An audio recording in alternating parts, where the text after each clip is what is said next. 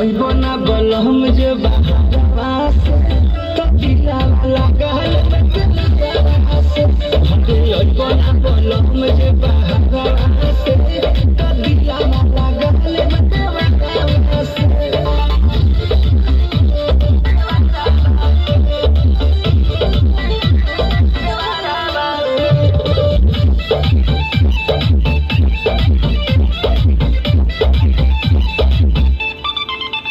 धीरे पर मत बुझेला ना बतिया बला सुती रात भर लेके हम तकिया बला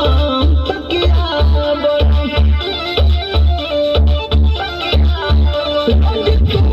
बुझेला ना बतिया बला सुती रात भर लेके हम तकिया बला रवि के पहले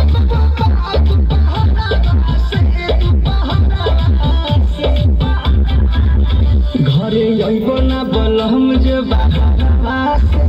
तो दिला लगल